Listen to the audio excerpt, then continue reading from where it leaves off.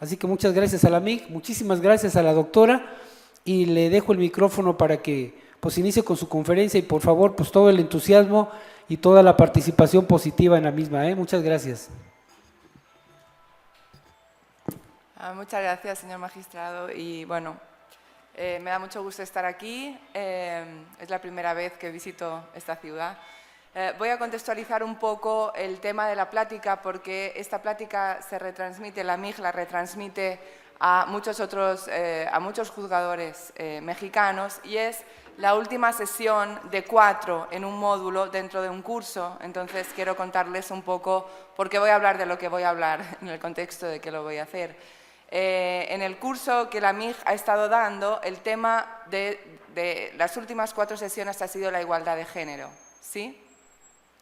Y hubo 2 sesiones de corte más teórico, más orientadas a dar conceptos sin aterrizar en casos prácticos, y después ha habido 2 semanas en la que se está haciendo un énfasis en, mediante la lectura y la resolución de sentencias y de casos prácticos, pues ir avanzando en saber un poco más cuáles son las responsabilidades de un juez frente al principio de igualdad que está consagrado, como ustedes saben, en los tratados, en la Constitución y en nuestras leyes, ¿sí? Entonces, como yo planteaba cuando presenté este módulo hace un par de días, a los que nos están escuchando de manera virtual, yo creo que un juez tiene que saber que él tiene que lidiar en su quehacer cotidiano con 2 grandes tipos de problemas. El primer tipo de problemas son problemas de igualdad. Ahora nos vamos a centrar casi todo el tiempo en igualdad de género, pero vamos a ir también, si quieren, después ampliando a otros temas, ¿no?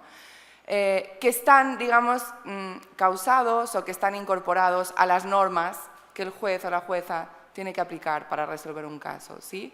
Como ustedes saben, en el mundo hemos tenido durante muchísimos años, siglos, una valoración asimétrica de las cosas ligadas a lo femenino y de las cosas ligadas a lo masculino, ¿sí?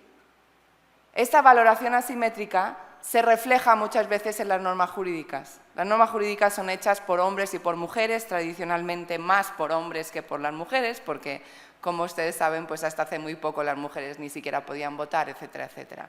Entonces, el derecho, en gran parte de lo que es el derecho, todavía hay una huella de estas valoraciones asimétricas del mundo, ¿sí?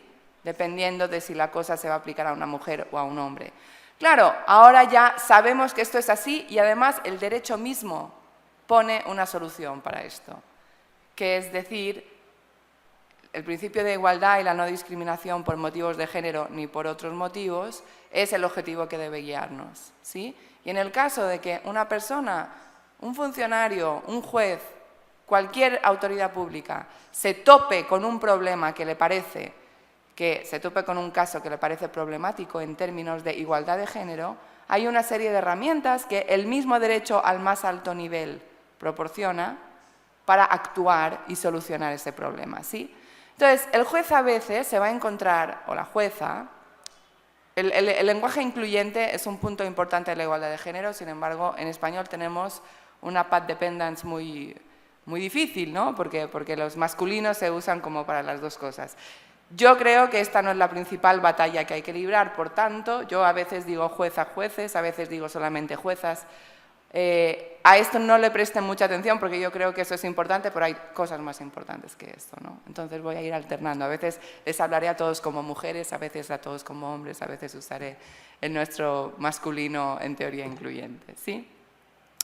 Entonces, ese es un primer tipo de problemas. El otro tipo de problemas que una jueza se puede encontrar es que, sin darse cuenta, interprete normas que en sí mismas pueden no ser problemáticas desde la perspectiva de la igualdad, pero no se da cuenta e interpreta o aplica esas normas a los casos concretos con sesgos de género, ¿sí? Eso ya es algo que deriva más directamente de la actitud de la juzgadora o del juzgador. ¿Se dan cuenta? La norma admite una interpretación perfectamente posible o admite una aplicación al caso concreto que no causaría problemas desde la perspectiva de la discriminación, ¿sí? Sin embargo, es, digamos, no se da cuenta o no detecta, y eso es algo que la juzgadora o el juzgador comparte con todos nosotros, porque por mucho que nos esforcemos, siempre es difícil estar libre totalmente de sesgos, ¿sí? Y entonces aplica una norma de un modo que produce un resultado inicuo, en este caso que nos interesa en términos de género. Se entiende la diferencia entre estos dos problemas, ¿no?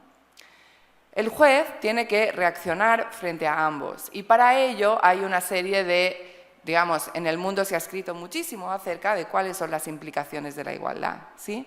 Acerca de los modos que nosotros tenemos para aguzar o agudizar nuestra mirada frente a problemas de igualdad y discriminación, ¿sí? Y un poco la idea del curso era, primero, desarrollar teóricamente algunas de estas herramientas conceptuales, estas maneras de mirar el mundo, y en estas 2 semanas después usar casos prácticos para acabar de entender alguna de ellas, ¿sí? Entonces, lo que hemos estado trabajando virtualmente, y yo ahora les voy a explicar un poco, intentaré que no me tome mucho tiempo para que después podamos dialogar. Hemos estado practicando, por ejemplo, el uso del principio de proporcionalidad, que es una manera para distinguir aquellas diferenciaciones legales que podemos pensar que son razonables, de las que finalmente vamos a concluir que son discriminatorias, ¿sí? Ahora les voy a explicar un poquito más en qué consiste para que también aquí pues tengamos como esta práctica con ustedes. Hemos estado practicando la noción de discriminaciones indirectas. La discriminación puede ser directa pero también indirecta, ahora se lo explico, ¿sí? Hemos estado trabajando la noción de estereotipaciones de género. Hemos visto sentencias en las que los tribunales detectaban este tipo de discriminación. Hemos visto sentencias que muestran que en muchas ocasiones los tribunales lo que hacen, porque si no se ha comprobado que es muy difícil probar la discriminación, es invertir la carga de la prueba. O sea, quien tiene que probar que no está discriminando, ¿sí? no son las cargas normales, que es cuando yo afirmo algo, tengo que probarlo, ¿sí? Ahora lo vamos a ver. Y también hemos visto una sentencia de acción positiva, ¿sí? Una sentencia de la Corte Constitucional de Colombia que analiza un esquema legislativo que establecía cuotas en la ocupación de cargos, pero no en el Parlamento como tenemos aquí en México, ¿no? Que las listas de los partidos tienen que incluir unos ciertos porcentajes, ¿les suena, no? Todo esto. Ahora acaban de aprobar una reforma que incrementa esos porcentajes. Sino que el esquema colombiano establecía cuotas de género en la ocupación de los otros cargos del Estado, en el Poder Ejecutivo, ¿sí? En la Procuración de Justicia, en el Poder Judicial, ¿sí?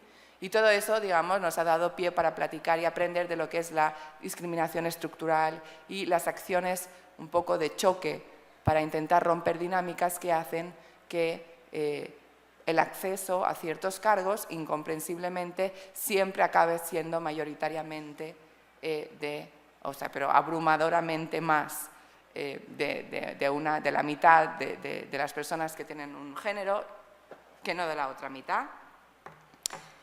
Y bueno, y también hemos practicado, porque todo esto estamos en el contexto de un curso en el que nosotros necesitamos esto, porque los jueces y juezas de México tienen nuevas responsabilidades a partir de que la Corte dijo bienvenido sea el control difuso, ¿sí?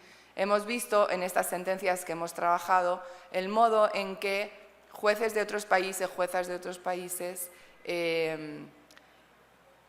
hacen lo que aquí llamamos control de convencionalidad, ¿sí? Es decir, hacen interpretación conforme, pero incluso cuando no ven el modo de solucionar el problema de otro modo, pueden inaplicar, ¿sí? Pueden inaplicar una norma que les parezca que no pasa los tests, que no puede pasar todos estos mecanismos y herramientas analíticas que nosotros aplicamos al derecho para saber si es o no discriminatorio desde la perspectiva del género. Entonces, bueno, principio de proporcionalidad, lo voy a explicar un poquito. Claro, no todas las diferenciaciones que hace el derecho son discriminatorias, ¿no les parece? Porque el derecho distingue todo el tiempo, ¿sí? O sea, el derecho es una máquina de hacer distinciones. Hacer normas es distinguir unas hipótesis de otras y otorgar diferentes consecuencias jurídicas. ¿Están de acuerdo conmigo o no? Entonces, es obvio que necesitamos una manera de saber cuando una diferenciación no es sospechosa, no es ni siquiera sospechosa, sino que además concluimos que está bien, que es legítima, que no tiene ningún problema, que es coherente con los principios de libertad, igualdad, etcétera, que están consagrados con los derechos fundamentales, etcétera. Y esas distinciones que nos huelen a chamusquina, ¿sí? Que decimos, aquí hay algo raro. Parece que esta norma está repartiendo, está distinguiendo, está regulando de un modo que puede ser problemático a la vista de lo que dicen los derechos fundamentales que la Constitución consagra. Entonces, ¿cómo hacemos nosotros, juzgadores, abogados? Ustedes son todos del Poder Judicial o se dedican a otras cosas. Ustedes no todos son juzgadores, ¿verdad? No. Es igual lo tienen que saber hacer cuando ustedes tienen que hacer cualquier tipo de argumento relacionado con el derecho o cuando ustedes son simplemente ciudadanos. Y de entrada algo les parece un poco raro, ¿no? O indignante. Y entonces uno tiene que saber hacer un razonamiento para decir, y esto me parece que es injustificable por este motivo. El principio de proporcionalidad es una manera de hacerlo, ¿sí? Lo que haces es ver, reconstruir, pensar, evaluar cuál es la finalidad de la norma, ¿sí? De la norma que reparte, que distingue, ¿sí? Y luego lo que tú ves es si el modo en que la norma está distinguiendo, repartiendo, tiene o no una relación con este objetivo, ¿sí? Porque si no está instrumentalmente relacionado, si no es adecuado, si no es necesario o si es, a pesar de estar relacionado con la consecución de ese fin, tiene efectos desproporcionales a la vista de todos los derechos fundamentales involucrados, nosotros vamos a decir que esto es una distinción discriminatoria, ¿sí? Puede ser o arbitraria, ¿sí? Y eso puede pasar y puede causar problemas desde la perspectiva de cualquier derecho sustantivo, ¿sí? No solamente es una cosa de discriminación por origen nacional, por género, etcétera, ¿sí? El principio de proporcionalidad nos permite distinguir regulaciones de los derechos que son razonables de las que son irrazonables. Pero cuando las normas distinguen usando unos criterios en particular, el género de las personas, si esas personas tienen habilidades especiales o no especiales, si esas personas tienen preferencias sexuales de un tipo o de otro tipo, si esas personas son pobres o ricas, si esas personas son educadas o no tienen más que estudios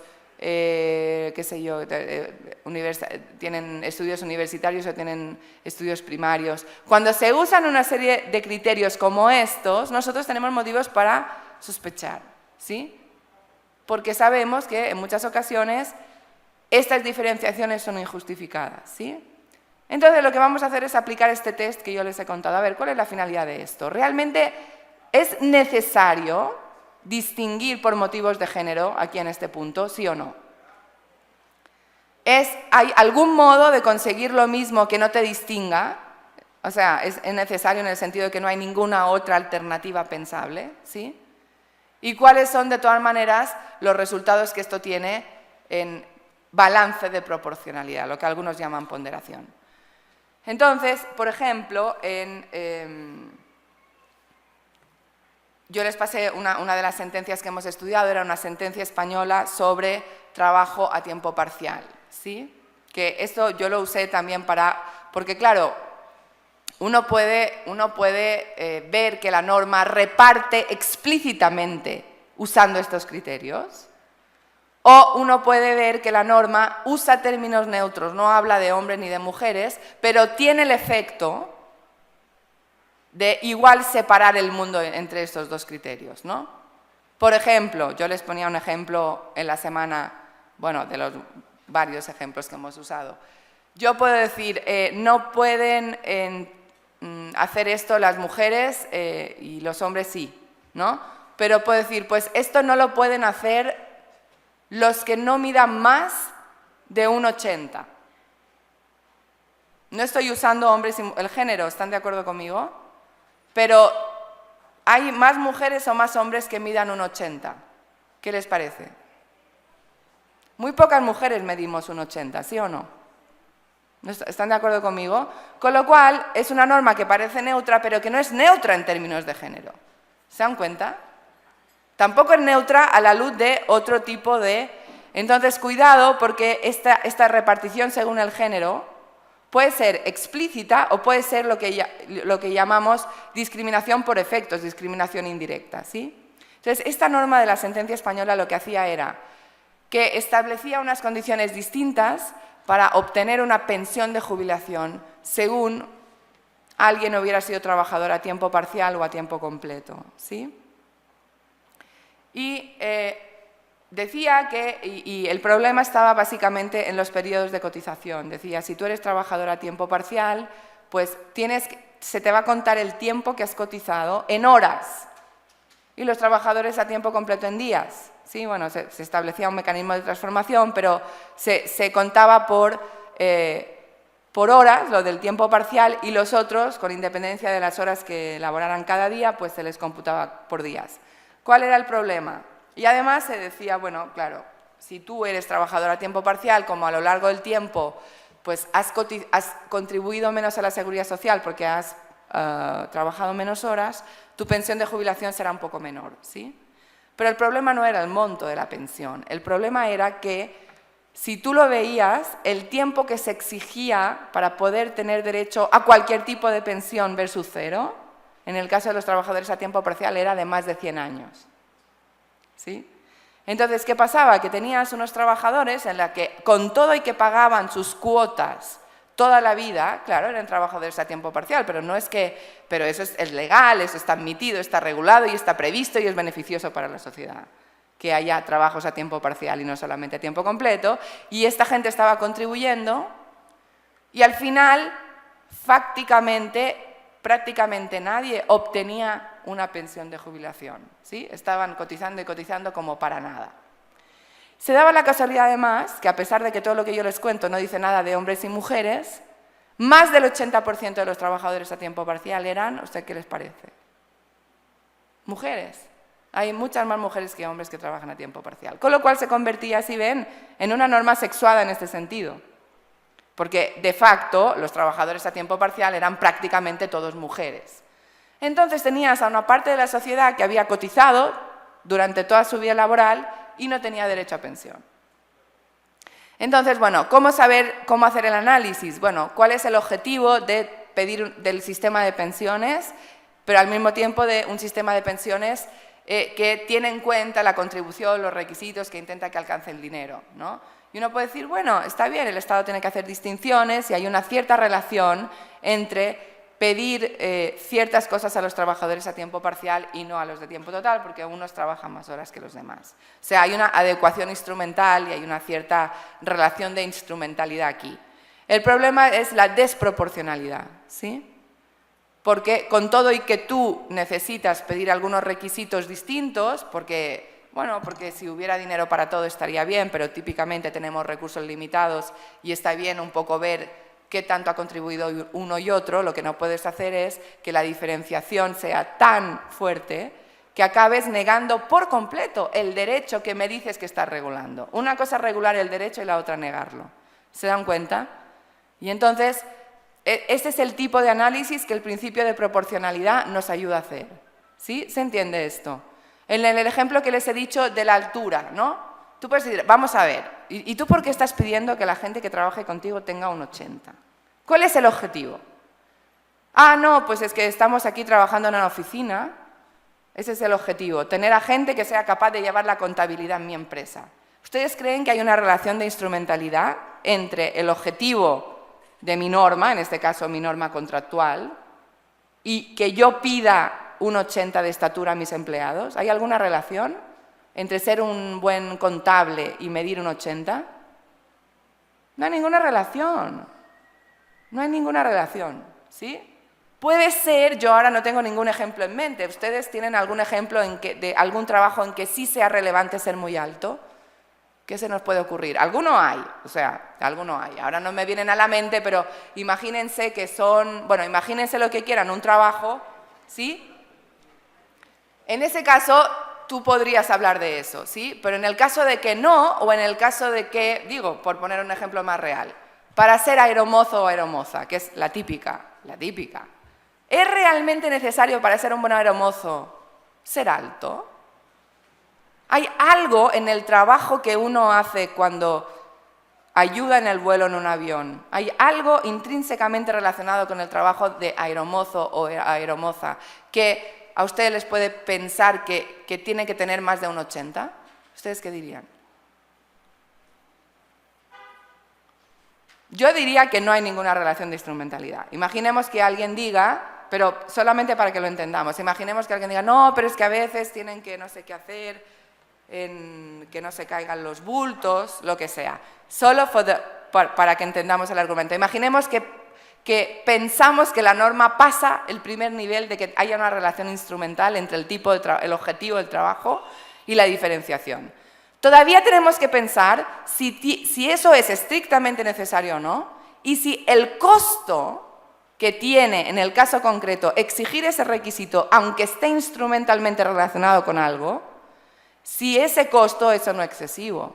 Porque seguramente, si nosotros estamos en Suecia, donde hay cantidad de gente que mide un 80, tú dices, pues sí, no es muy desproporcional en el sentido de que no excluye a mucha gente del trabajo de aeromozo. Pero si vienen acá, donde la mayoría de nosotros, la verdad, no medimos un 80, ¿sí? Quizá, aunque tú me digas, hombre, es que no está mal que haya alguien alto por si se cae una vez un bulto y hay que levantar la mano en el avión, de todas maneras tú puedes decir, pero tú no puedes tener una regla que excluye, ¿sí?, a tal cantidad de población relevante, ¿no?, en un trabajo en México. ¿Se dan cuenta de cómo viene esto? Entonces, todos estos tests nos ayudan a hacer esto, ¿no? Las discriminaciones por motivos de género, directas o indirectas, normalmente tú les pasas este test y no lo pasan. ¿Por qué están ahí? Están ahí porque son prejuicios.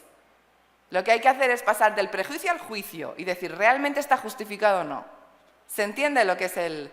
Y en algunos casos excepcionales, yo siempre pongo este ejemplo a los alumnos, haya una justificación, pero son casos absolutamente excepcionales. Por ejemplo, ¿ustedes creen que está justificado que haya baños separados, mujeres y hombres? ¡Sí!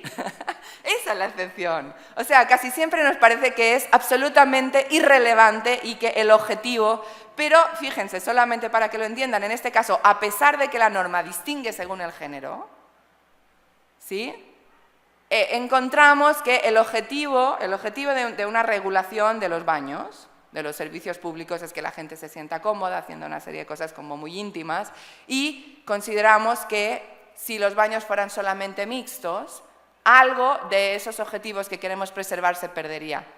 Por tanto, excepcionalmente consideramos que separar a mujeres y hombres está justificado. ¿Se dan cuenta? Pero esa es la excepción a lo que en casi todas las otras áreas, ¿no? Yo qué sé, cosas relacionadas con el embarazo, que hasta ahora solamente se han embarazado las mujeres, en fin. Hay una serie de cosas que nosotros decimos, vamos a ver, ¿cuál es el objetivo? Si esto está estrictamente relacionado con el objetivo, no es fruto de un prejuicio, cumple una relación de instrumentalidad, necesariedad y proporcionalidad, no me va a parecer discriminatoria la norma, ¿sí? Ahora, en muchos casos lo que voy a descubrir es, ahora les pongo aquí otro ejemplo que manejábamos en la semana, en otra sentencia también del Tribunal Constitucional Español, lo que se analizaba era un convenio colectivo que en una fábrica de perfumes, ¿sí?, digamos que distinguía por categorías laborales, ¿sí? Y decía, bueno, no me acuerdo, vamos a llamar técnico 1, técnico 2, empacador 1, empacador 2, ¿sí?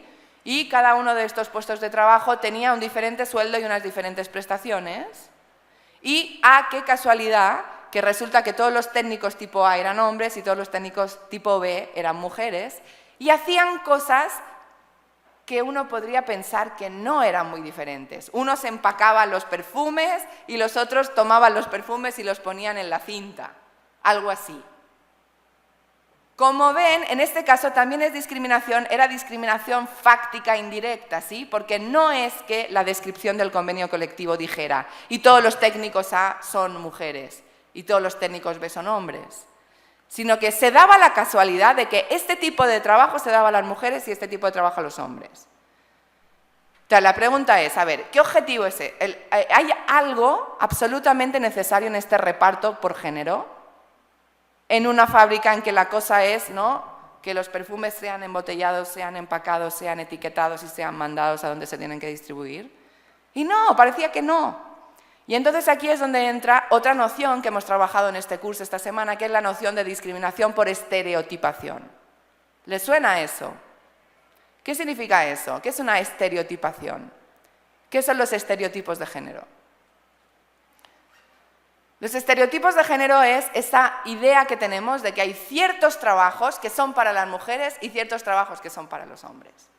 Y eso es lo que operaba en esta fábrica, ¿no? Qué casualidad que unos estaban mejor pagados que otros, ¿sí? Si ven que al final todo esto no es que solo sean palabras, es que esto es organización del mundo, ¿no? Y entonces, si tú sometes a un análisis sustantivo esto, es cuando empiezan a salir las cosas, ¿no? Entonces dices, bueno, pero ¿cuál es el objetivo? ¿Este trabajo en qué consiste? Y esto tiene alguna razón de ser que se reserve a los hombres, que solo se contraten hombres. Y al final lo que ves es que no, ¿sí? Los estereotipos, la noción de discriminación por estereotipación es necesaria para que las juezas y los jueces se detecten problemas, tanto en las normas que aplican como en su propio proceder, ¿sí? O sea, muchas veces, sin darse cuenta, los jueces, como los otros funcionarios, como todos nosotros, actuamos sobre la base de estereotipos de género. Claro, si todos los estereotipos de género no tienen efectos, uno puede decir, bueno, no pasa nada. El problema es cuando tienen efectos, la mayoría de las veces tienen efectos, ¿sí? ¿Ustedes no creen que la publicidad está llena de estereotipos de género en México? ¿Ustedes los anuncios les dejan tranquilos? ¿Hacen la digestión bien después de ver eso? Los anuncios, los comerciales, ¿sí? ¿Ustedes les parece que ahí hay una imagen igualitaria del mundo de los comerciales? Está lleno de estereotipos de género, ¿no? O sea, que en otros países esto ya está como, porque las mujeres se han enfadado más rápido que nosotras, ahora nosotras ya estamos enfadándonos. Pero una empresa que te saca a una mujer que pone los cubitos para hacer el caldo y demás, y el hombre llega y se toma la sopa, digamos, ya es algo como demasiado injusto para que estas empresas se atrevan a ponerlo, porque esto es la imagen del mundo repartida en gente que trabaja para otros, ¿no? Y encima no le pagan nada. ¿Se entiende lo que es un estereotipo? O ¿por qué hay tan pocas mujeres que estudian ingeniería?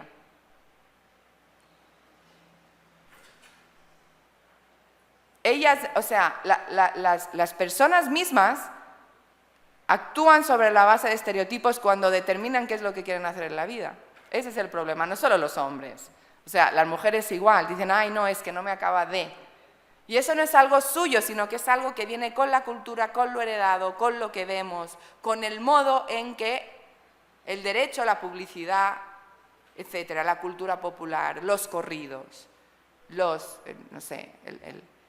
que les guste, la música que les guste, del modo como pintan la sociedad, cómo la describen, cómo la ponen, ¿sí?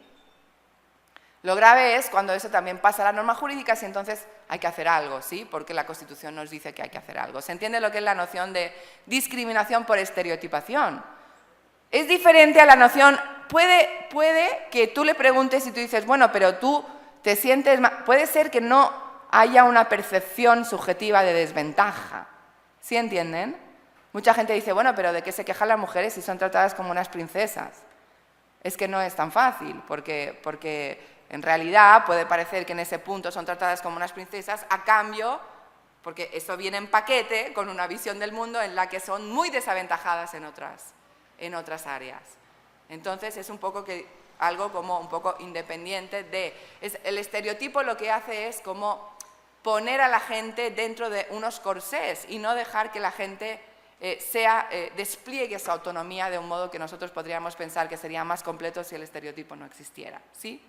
Y les digo, puede tener efectos tanto en la persona que sufre el estereotipo como... Y los estereotipos no son solamente de género, ¿no? ¿De qué otras cosas hay estereotipos? Hay estereotipos de los del DF, ¿no? Hay estereotipos de los chilangos, hay estereotipos de la gente que es de fuera del DF, hay estereotipos sobre los de ciencias, ¿no? Hay estereotipos sobre los conductores de camiones, hay estereotipos de muchas cosas. El problema es cuando estos estereotipos son nocivos, y muchas veces lo son, ¿sí? Y cómo hay que actuar jurídicamente frente a una norma que creemos que expresa de un estereotipo, ¿sí? Y cómo no caer en un estereotipo cuando nosotros somos funcionarios públicos o jueces, etc. ¿Se entiende esto? Bueno, ya hemos pasado principio de proporcionalidad, discriminaciones indirectas, estereotipos de género, inversión de la carga de la prueba. Esa es una cosa muy rara y se tiene que usar con cuidado, rara desde la perspectiva de la tradición, porque lo que se ha comprobado, sobre todo en Estados Unidos, que llevan muchos años litigando cuestiones de discriminación, es que cuando tú dices, no, es que, sabes que a mí me discriminan, o sea, a mí, la verdad, todos en la oficina ya han ascendido, todo el mundo tal, y yo aquí apechugando y sigo siendo, qué sé yo, técnica B para seguir. Y la gente la asciende y a mí no, qué casualidad. Entonces, si tú tienes que probar eso es muy difícil de probar, y lo que se ha comprobado es que casi nunca lo consigues, ¿sí? Porque la otra persona siempre puede decir, no, la verdad es que no es que la estoy discriminando porque es una mujer, sino que claramente trabaja peor, tal. Entonces, siempre uno puede dar un montón de razones que van a ser difíciles que tú pruebes tu caso de discriminación. Entonces, muchas veces lo que se ha hecho es invertir la carga de la prueba.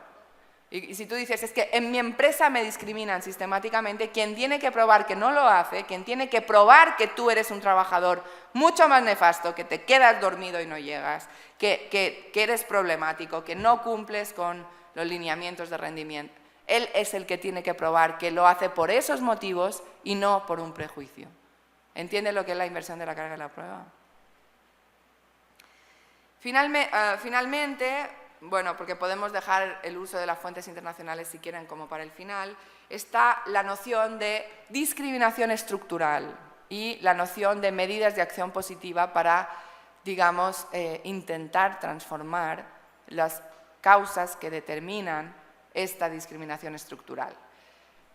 ¿Qué es discriminación estructural? Es esa digamos, desventaja o niveles distintos de desventaja que encontramos, no por la acción de ninguna persona en particular en un caso concreto, sino por todo lo que en el fondo ya les he contado un poco, por el modo como está estructurada la sociedad desde hace mucho, lo cual crea expectativas en la gente distintas y crea barreras, que por eso le llamamos barreras estructurales, barreras que son muy difíciles de romper, ¿sí? O sea, si yo digo, para entrar a mi universidad, como sucede en cualquier universidad pública o privada de este país, hay que pasar una serie de requisitos, ¿no? Para simplificar, pongamos un examen. O sea, alguien puede decir, bueno, es que poner un examen no es directamente discriminatorio, porque de algún modo, claro, pedir los méritos intelectuales de una persona es relevante, porque claro, pues que va a entrar a la universidad, no es que estamos seleccionando a la gente para,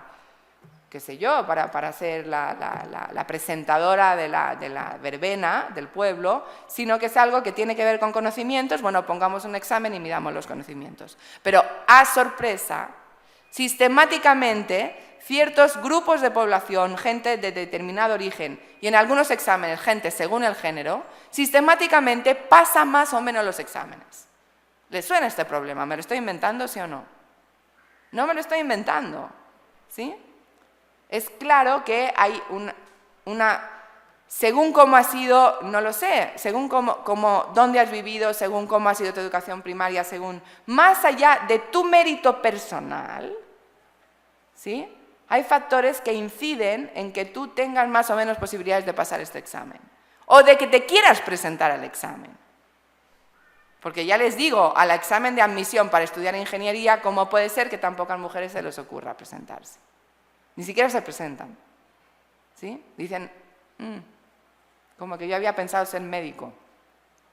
Pero no ingeniero, no físico teórico, no matemático aplicado, no. O sea, ¿por qué hay menos cosas de estas y por qué hay menos hombres que se sienten inclinados a tomar el examen de otras profesiones, ¿sí? Eso no es de preferencias personales totalmente hechas por nosotros, sino que nosotros estamos impregnados de estructuras de oportunidades y de estructuras de significados.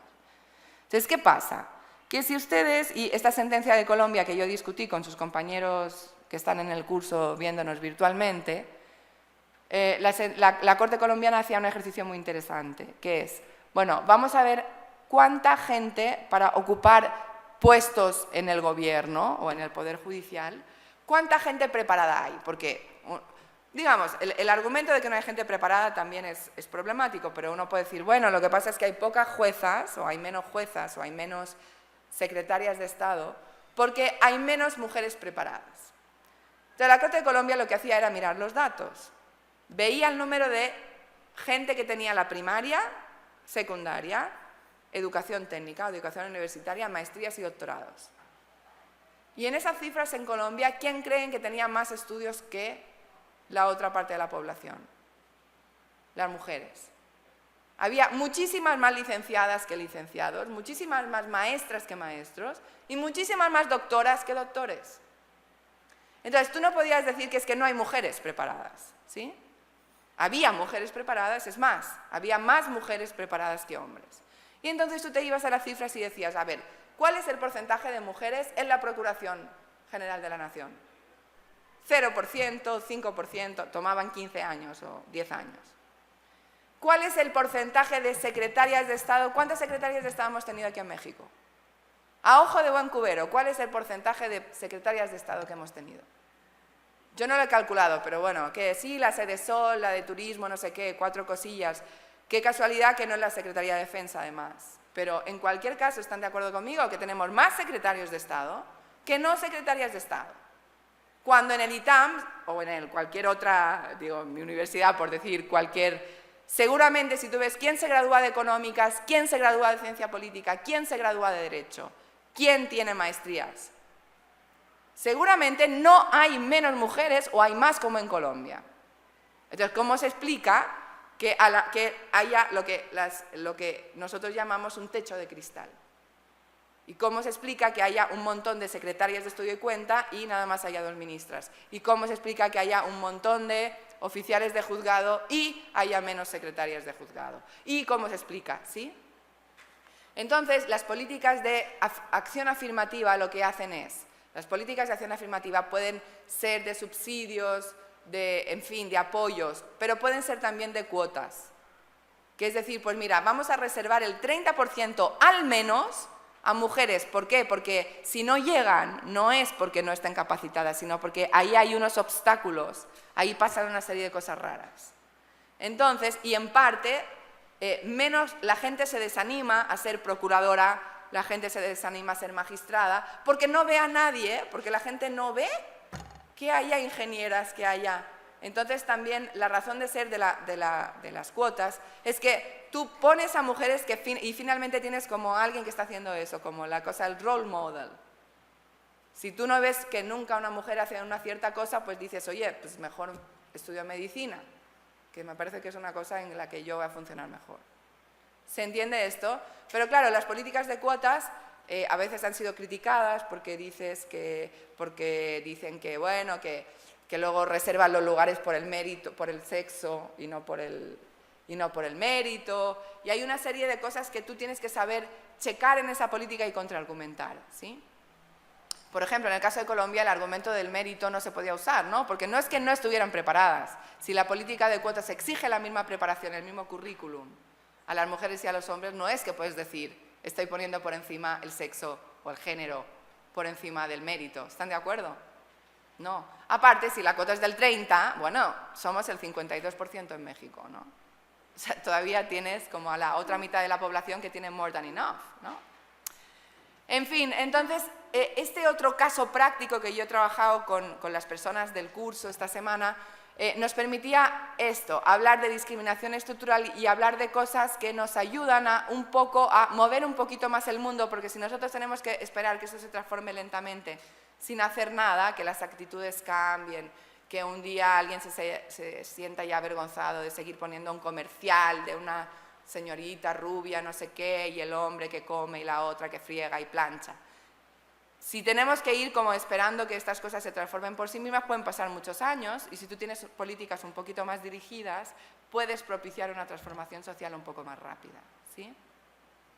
Claro, tiene que haber también cierta proporcionalidad en esas políticas, porque tampoco estaría bien reservar ahora el 95% de los lugares para mujeres nada más.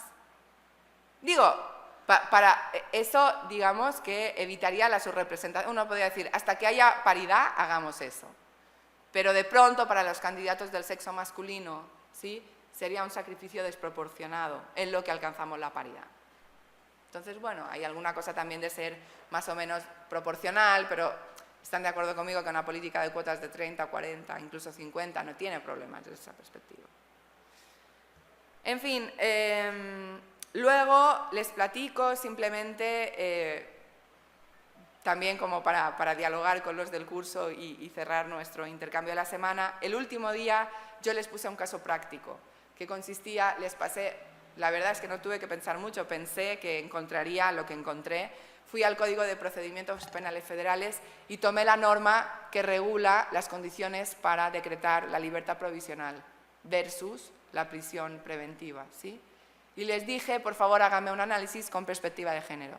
Y bueno, salieron una cantidad de problemas que uno no puede creer, ¿sí? O sea, salieron problemas que no tienen que ver con igualdad de género, salieron problemas, por ejemplo, los alumnos decían, esto me parece contrario a la presunción de inocencia, ¿esto qué relación tiene? Por ejemplo, la ley dice que vas a poder dar libertad provisional si el delito que te imputan no es mayor a 3 años, no amerita una pena mayor a 3 años, pero si eres una persona de escasos recursos, siempre que no sea mayor a 4 años. En este caso es una norma que favorece a las personas de escasos recursos, pero uno puede decir, bueno, ¿pero esto qué tiene que ver con la decisión acerca de si vale la pena tomar una decisión u otra, ¿no? Parece que es un criterio que no está relacionado con el fin de la norma, ¿no? Luego había un requisito que yo les conté, que por eso la escogí esta norma, que me parecía una clara discriminación indirecta, porque la regulación de la libertad, siempre y cuando el juez o la jueza no haga una interpretación que tenga las gafas del género, los lentes del género. La regulación de la libertad provisional lo que te dice es que para tú conservarla, mientras está el proceso en marcha, tú te tienes que presentar, ¿sí? Por eso se llama libertad bajo protesta. Cuando la jueza o el juez te llama, tú tienes que correr y decir aquí estoy. Entonces, a mí me parece que dice, y va a ser revocada si la persona no aparece con causa justificada. Bueno, a mí me parece que sobre todo fuera del DF, fuera de las zonas urbanas, ¿no?, en estos parajes montañosos que tenemos en nuestro país, yo no creo que haya una misma posibilidad de correr al juzgado para las mujeres que para los hombres. Pues habrá mujeres que tienen 6 hijos, que tienen que hacer la comida, porque si no, la sociedad no siguiera montada así, no estaríamos hablando del tema. Y entonces, si la jueza o el juez no lee esto con perspectiva de género, lo que va a hacer es que va a revocar en muchas más ocasiones la libertad condicional a las mujeres que a los hombres. O sea, que va a ser una cosa que actuará en términos disparejos en términos de género. Igual dice la norma, y tiene que tener oficio o profesión o modo honesto de vivir. Muchas personas en este país tienen un empleo informal, ¿sí o no? Y las mujeres un poquito más que los hombres todavía, porque muchas trabajan de sol a sol y no son retribuidas en el mercado formal porque hacen trabajo doméstico, que es trabajo no remunerado, un trabajo súper esforzado, un trabajo tremendo. Entonces, ¿qué pasa si el juez o la jueza no ve esto y dice, bueno, aunque no esté en el mercado laboral de afuera que te pagan, es obvio que tiene una profesión o un oficio, en el sentido que trabaja todo el día? ¿Se dan cuenta? ¿Qué pasa si no leemos esto con perspectiva de género? Que, como es una condición sine qua non, tú tendrías un motivo para negar la libertad provisional a todas las mujeres no trabajadoras en el mercado formal. Imagínense lo que es eso. ¿Sí? Y entonces estuvo muy padre el ejercicio, porque una norma tan normal que se aplica cada día en este país, pues salieron cantidad de problemas y entre ellos varios problemas de discriminación indirecta. Sí entienden que lo del domicilio, bueno, había una cosa de domicilio conocido también que podía provocar problemas, pero para quedarnos con la profesión oficio, sí ven que no es discriminación directa, ¿sí o no?, por motivos de género. No habla de mujeres o de hombres. Pero ustedes saben perfectamente que si tú interpretas profesión-oficio como profesión-oficio normal en el mercado, están de acuerdo conmigo que estás repartiendo el mundo de una manera distinta para hombres y para mujeres, porque muchas más no tienen ese trabajo que los hombres. ¿Se entiende esto? Entonces, bueno, esta era la famosa aplicación de la perspectiva de género a la resolución de casos prácticos, ¿sí? Me ha servido para repasar, claro, esto no se puede hacer si uno no tiene la teoría, si uno no maneja todas estas distinciones y todas otras que la teoría antidiscriminatoria ha desarrollado, la teoría feminista, pero también la teoría liberal mainstream, la teoría desde cualquier paradigma, hemos creado un montón de herramientas conceptuales para identificar problemas y resolverlos en términos de igualdad, ¿sí? Y comentando los casos prácticos, pues creo que hemos tenido la oportunidad de platicar algunos de ellos. Y me parece que yo lo dejaría aquí y abrimos las preguntas por si ustedes tienen alguna duda concreta o por si quieren que hablemos también, pues, porque esto se tiene que hacer ahora por control de constitucionalidad y convencionalidad, porque nuestra Constitución ya integra los derechos de los tratados como derechos constitucionales. Si tienen también alguna duda acerca de este tipo de cambio en nuestro quehacer jurisdiccional, también la podemos comentar. ¿Alguna pregunta?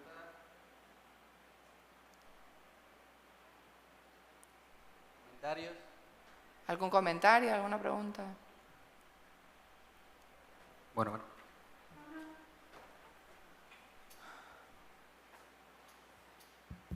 Bueno, ¿sí se escucha? Sí. A veces la discriminación es consentida, generalmente en algunos de los casos es consentida por los géneros, por ambos géneros. En el caso práctico que usted ponía de ejemplo, por ejemplo el medir un 80 para determinada posición, por ejemplo en las áreas de seguridad es muy común y la misma gente así lo acepta, así lo establece. O sea, si sabe que no mide un 80 ni siquiera van y no lo toman como un acto discriminatorio, sino lo toman como un requisito porque el trabajo es rudo, es de cierta peligrosidad y por eso lo manejan.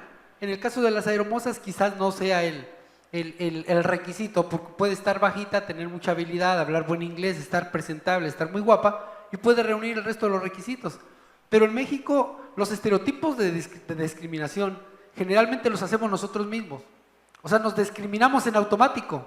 Pero lo que pasa es que la gente acepta porque la gente necesita un trabajo y tiene que comer. Así es. Pero es irrelevante si los aceptas o no. Es decir, ¿el problema cuál es? El problema es que esa persona no va a protestar por una serie de cuestiones. Pero desde la judicatura, si tienes la suerte de que llegue un caso, o nosotros platicando aquí, tú tienes que decir, con independencia de la gente no se queje, con independencia, la gente no se queja por los malditos comerciales que a mí me parecen totalmente sexistas.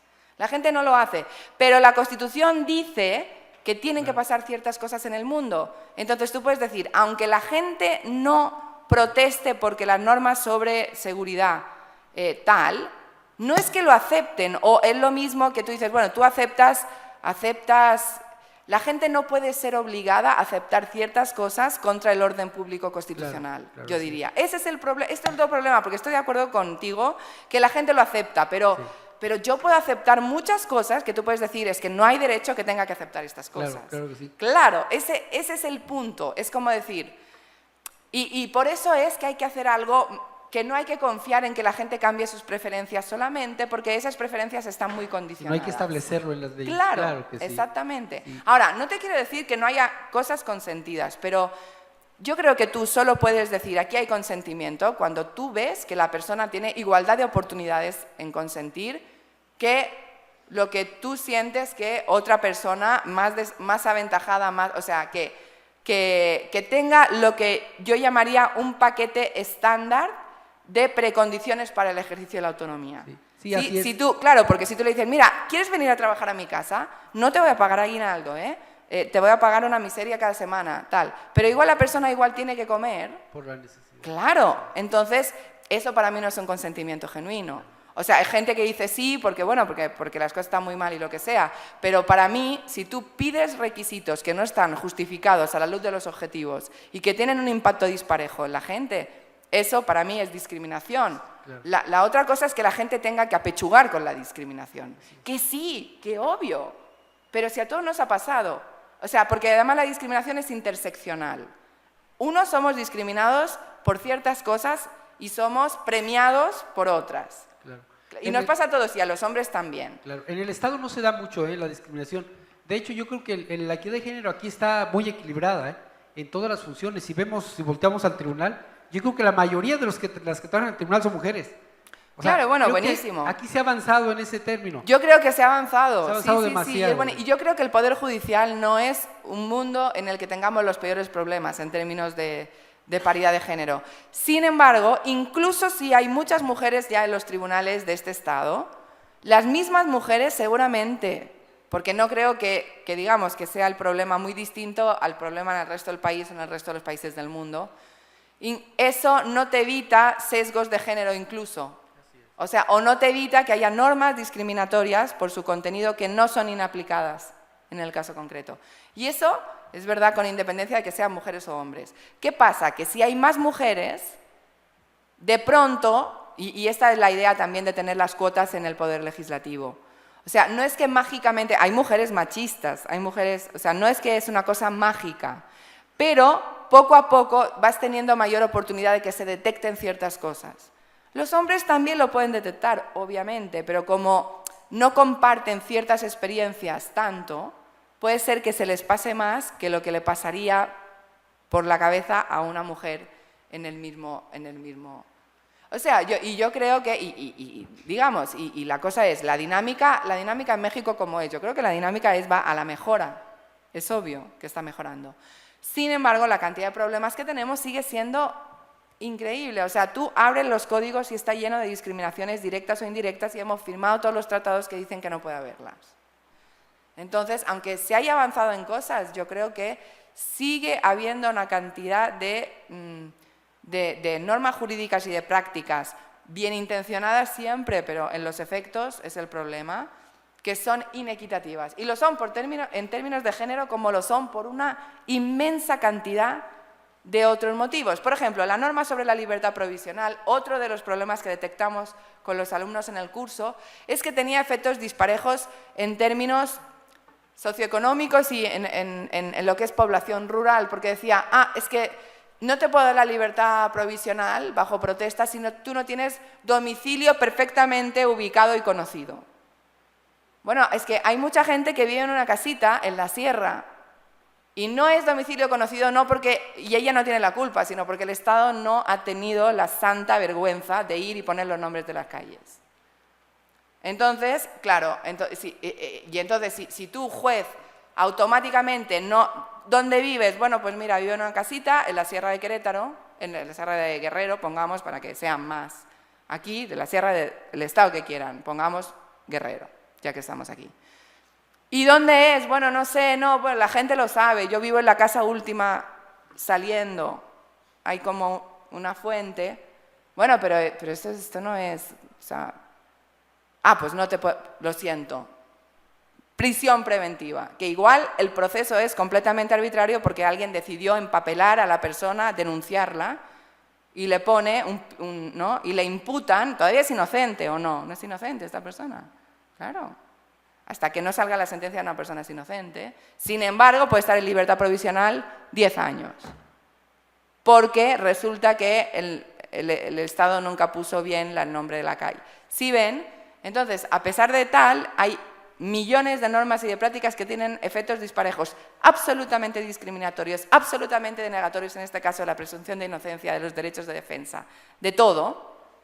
Y en este caso sería, si ven, no es por motivos de género, es por algo como por motivos socioeconómicos, por motivos de que tú eres población rural y no población urbana, cosas que no tienen absolutamente nada que ver con el comportamiento de esa persona. Se entiende un poco como la cosa de la interseccionalidad, ¿no? Y de los problemas que siguen existiendo en muchas dimensiones. Pasamos a otra pregunta.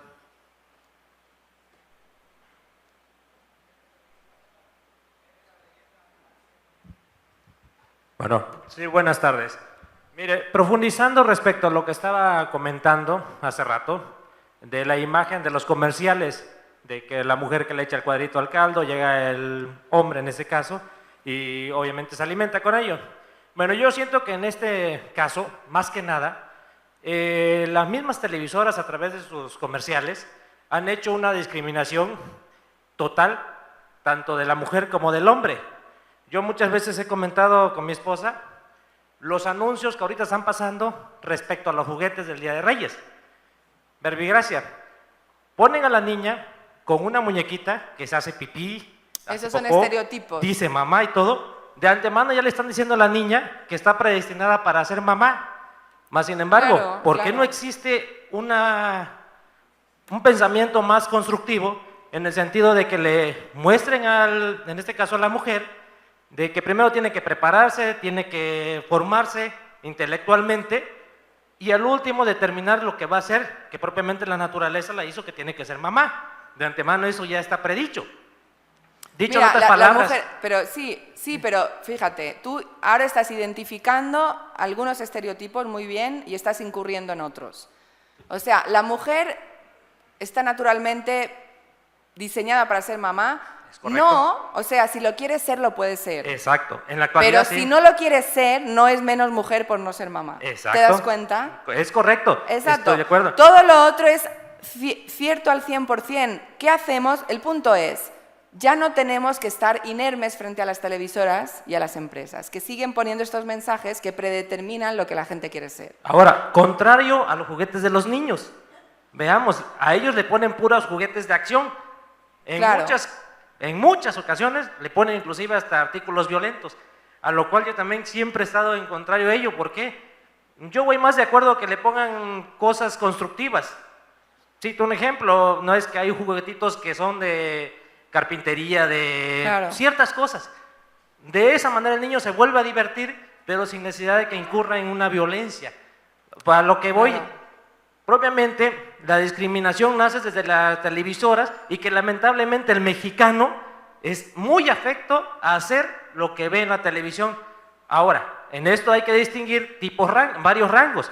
¿Por qué? Porque no todo el mexicano en general, sino que si nos vamos a la estadística, pues lamentablemente no todos tienen la misma capacidad intelectual de entender lo que está bien en un comercial y lo que está mal.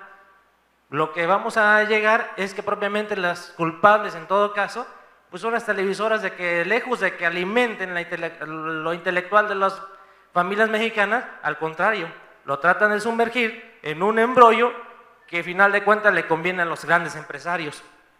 Claro, pero ahora, fíjate, todo eso es absolutamente cierto y es contrario a las obligaciones de los poderes públicos según el artículo 1 de la Constitución mexicana. Porque ahora los poderes públicos y las autoridades, todas, ahora no estoy hablando de jueces, estoy hablando en general, es más después específico pensar que tienen que hacer los jueces y por qué vías. Es una conversación que podemos tener si queremos, que hacemos contra los particulares, etcétera, ¿no? Porque en este caso son particulares.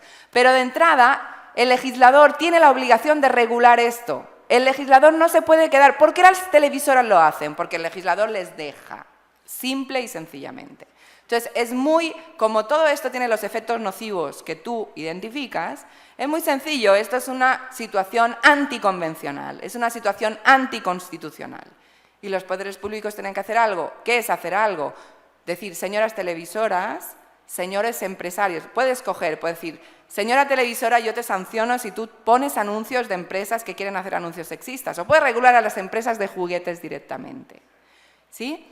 ¿Por qué? Porque todo esto sigue teniendo unos efectos nefastos, ¿no? Todos los que tú has dicho. Y otros, incluso el punto, digamos, o sea, no me lo tomes a mal, te uso como ejemplo, como argumento, ¿no? Incluso en esta idea de seguir naturalizando todo lo que tú dices, o la idea de que los hombres no pueden ser mamás, cuando ya pueden ser mamás los hombres, porque en el DF, por ejemplo, está reconocido el matrimonio entre personas del mismo sexo y la adopción.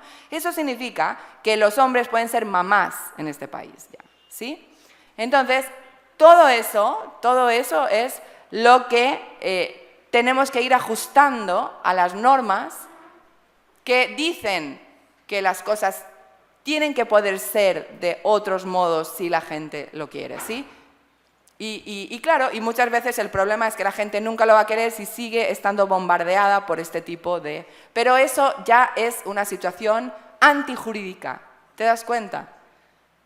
¿Por qué no se hace nada? Bueno, no se hace nada porque los reguladores están atrapados por los intereses económicos y porque nosotros no nos quejamos ni nos indignamos. Nosotros lo primero que tenemos que hacer es, yo lo que haría, sobre todo lo haría si fuera un hombre, porque yo creo que además los hombres sufren después mucho, estoy contenta que 2 hombres han salido a hablar de este tema, porque luego en los hombres no pagan justos por pecadores, ¿no? Pero y entonces a mí me gustaría que alguien dijera, una persona del sexo masculino dijera, es que para mí es indignante, para mí, que siga habiendo el comercial del caldito y que un hombre llega y come y no friega nunca los platos. ¿Sí? O sea, no una mujer, sino un hombre, porque me parece que es indignante para ellos, no solamente esta repartición del mundo, ¿no? Entonces, estoy de acuerdo contigo, pero por suerte estamos en un punto en el que desde el derecho se puede hacer casi todo lo que queramos. Solamente es querer, es ponerlo en marcha, ¿sí? Exigirlo a los legisladores o a los jueces. Y eso no es tan fácil. Por eso es que hay que crear acceso a la justicia. Por eso es que, claro, si pudiéramos, nos organizaríamos, lo ideal sería que tuviéramos las posibilidades de protestar delante del Congreso y decir, pues no me parece que ustedes no estén regulando esto. No me parece que no regulen a los bancos, no me parece que no regulen a Televisa, porque todo eso es contrario a los derechos que la Constitución dice que yo tengo. Y en cambio, ¿quién está organizado para hacer lobby frente al Congreso? Las empresas. Y nosotros los ciudadanos no estamos bien organizados y entonces las cosas no ocurren, ¿no? Pero muy interesante. ¿Algún otro comentario, otra pregunta? ¿Alguien más? No, bueno, pues yo le cedo nuevamente la palabra aquí al magistrado para que nos haga favor de despedir a nuestra ponente. Magistrado. Bien, pues muchas gracias. Sobre todo, agradecerle infinitamente a la doctora la presencia y la aportación tan valiosa que nos dio en esta conferencia. Agradecer a nombre del Estado de Guerrero a MIG y a la Suprema Corte que de alguna forma ha estado coadyuvando para que esto se dé y comprometerlos para que sigamos, Eric, trabajando bajo este esquema, bajo esta dinámica. Sé que el año ya termina, sé que ya no sería posible este año, aunque lo platicamos que existiría la posibilidad, pero creo que ya es muy difícil, salimos de vacaciones y generalmente la gente no asistiría. Pero sí hacemos el compromiso como Estado para que el próximo año continuemos con este tipo de trabajos, de conferencias, participando activamente, como tener con el compromiso de siempre. Y sobre todo, pues si no nos vemos, para todos los que estamos aquí, pues pásensela bien, ¿no? Son momentos los que vienen de paz, de felicidad y de tranquilidad. Digo, a nombre de la Secretaría del Trabajo, yo les deseo feliz Navidad a todos, con sus familias. Doctora, también pásesela súper bien en estos días que vienen. Gracias. Y muchas gracias, Eric, por todo tu apoyo y recibe un cordial saludo del Estado de Guerrero, muy especial, señor gobernador. Gracias y saludos a los que nos han visto en la camarita. Chao.